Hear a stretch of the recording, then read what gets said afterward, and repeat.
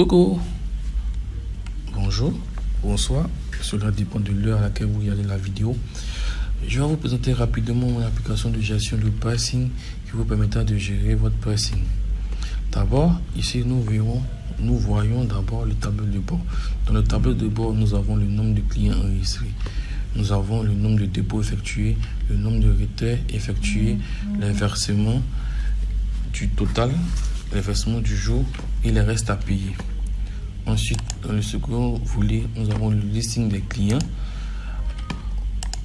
Après ça, nous pouvons voir les différents traitements qui sont affiliés à ce client. Ensuite, nous pouvons créer un nouveau client. Donc, on va créer un client qui va s'appeler test. Son prénom YouTube. Son numéro de téléphone 01010101. On enregistre. Donc là, on vient de créer le nouveau client qui s'appelle test. Nous verrons que nous pouvons, si on veut modifier ce client, ou bien le supprimer de la base.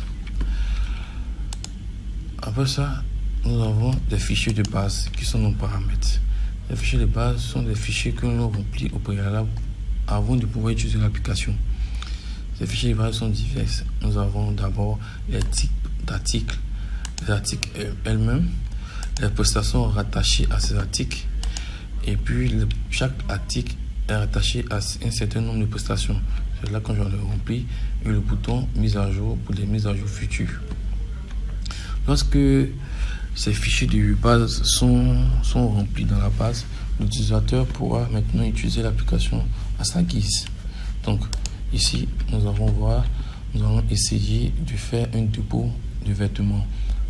Donc ensuite dépôt, on va sélectionner notre client qui était le test.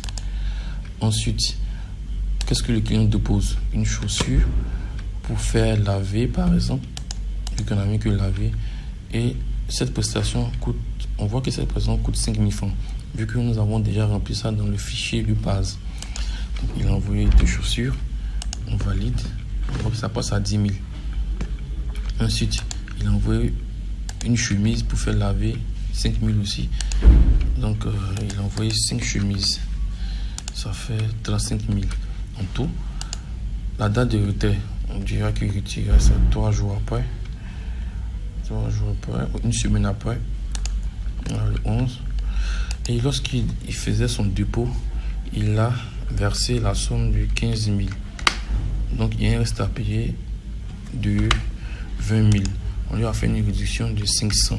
Donc il reste 19 500. On valide. Lorsqu'on valide, on a l'état qui sort. Donc cet état permet de faire une impression sur papier pour remettre au client. Ensuite, quelques temps après, on a vu que le client vient faire des versements pour son dépôt. Comme on le sélectionne, on voit qu'il reste à payer 19 500.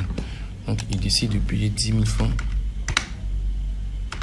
D'abord, on a son reçu de versement qui sort.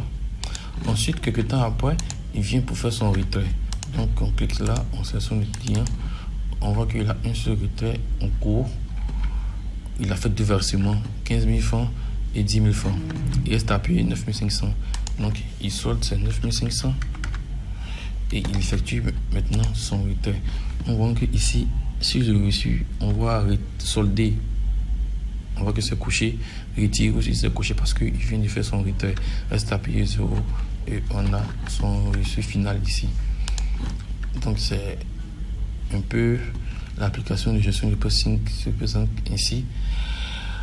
Pour des questions, des réclamations, pour tout ce qu'il y a comme question, je suis disposé à vous écouter. Merci.